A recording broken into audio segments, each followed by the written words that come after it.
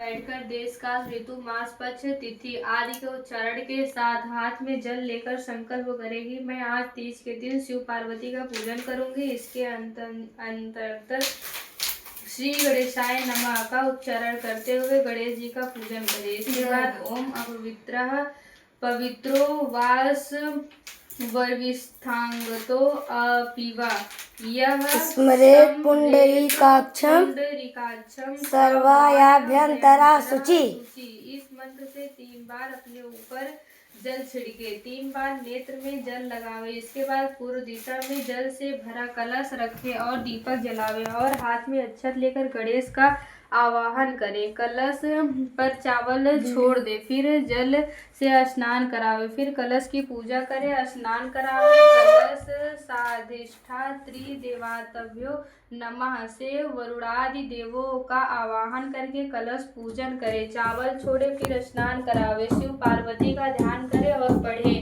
मंदार माला कुलिताल काये कपाल मालांकित शेखराय दिव्यांबराय च दिगंबराय नमः शिवाय नमः शिवाय। फिर हाथ में चावल लेकर शिव का आवाहन करे। चावल छोड़े, पार्वती का आवाहन करे। चावल छोड़े, फिर पूजा करे। पंचामृत से शिव को स्नान करावे और मंत्र पढ़े। ओम पंचनदः सरस्वती प्राणेन सरस्वती वीर्यम पाचेंद्रो करावे और मंत्र पढ़े। ओम पंचनदः सरस्वती प्राणेन सरस्वती वीर्यम पाचेंद्रो बलेन्द्राय मधुरित्रियम पंचामृत स्नानम समर्पयामि शंकराय नमः। फिर शुद्ध जल से स्नान करावे, पार्वती को पंचामृत से स्नान करावे। इसके बाद तरकी, चूड़ी, कंघी, नारा,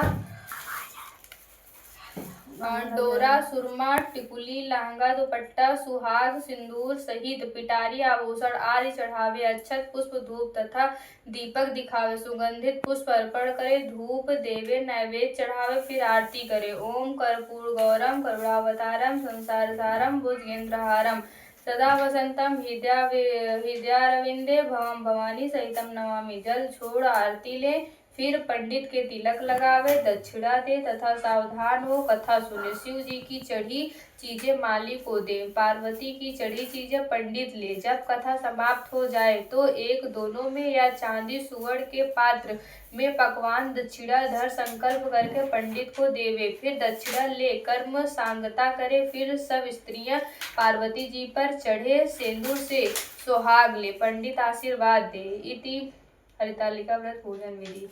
हरितालिका व्रत कथा प्रारंभ। भाषा। पूजन करने के बाद कथा सुने। श्री सूत जी कहते हैं कि कल्प वृक्ष की माला से सुशोभित अलकों वाली और दिव्य वस्त्र धारण करने वाली श्री पार्वती जी को और मुंडों की माला से विभूषित मस्तक वाले दिगंबर नग्न श्री शिव जी को प्रणाम करता हूँ। एक समय रमणीक कैलाश पर्वत के शिखर पर बैठी हुई पार्वती जी ने भगवान शिव से पूछा कि हे महेश्वर, आप मुझे कोई गुप्त से गुप्त व्रत कथा बताइए। हे स्वामी, यदि आप मुझ पर प्रसन्न हैं तो ऐसा व्रत बताने की कृपा करें जो सभी धर्मों का सार हो और जिसको करने में